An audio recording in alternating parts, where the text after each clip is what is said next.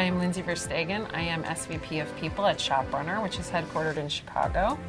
ShopRunner is basically Amazon Prime for the other half of the internet. So we provide tools to retailers so that they can compete in the modern day e-commerce landscape. And for customers, we bring them the sort of seamless experience they expect from an Amazon experience, but with retailers and brands they already love that are not on Amazon.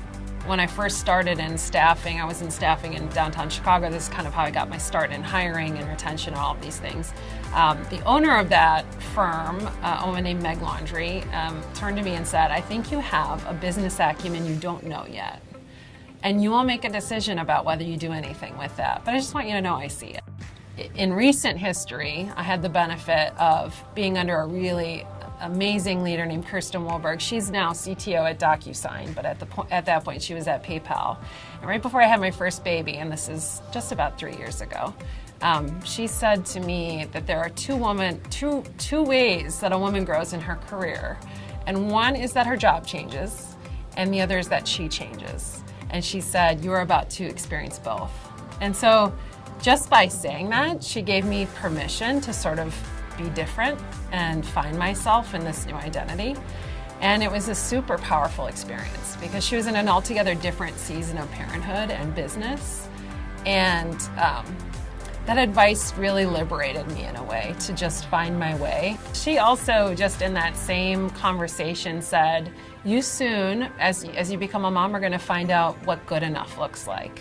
And she said, you're really used to working every minute of the day, and if it's not perfect, it's not good enough. And she's like, you are very soon not going to have the same perspective in that way, and you're gonna start to become secure in what good enough looks like. And I think for someone who's a really high achiever and who, works really hard and wants the best of the best, I think sometimes, the permission to know that your best is good enough is super powerful. I try to set an example of elevated awareness and openness and candor. My example is one that is in leading with humanity and leading with authenticity, and really pushing people to allow for space to get really good work done. I think in today's day and age, the pressure is to be busy every second of the day. And there's a pressure to optimize and be efficient. And whereas those are all really great in principle, the reality is we are human beings where some of the best stuff happens in the spaces between, in the space where we allow ourselves to just wander a bit. And I'm not advocating for slacking off, but I think sometimes the sort of hyper productivity can be counterproductive.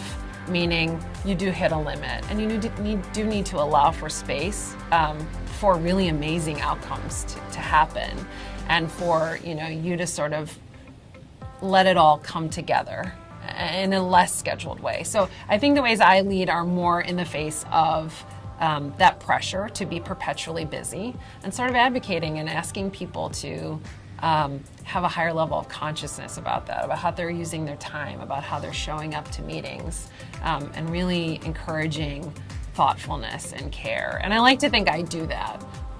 I suffer the same challenges of everyone else though, which is I'm a really busy, scheduled person. And so it takes intention to get to that place where you're allowing the space for the best stuff to happen.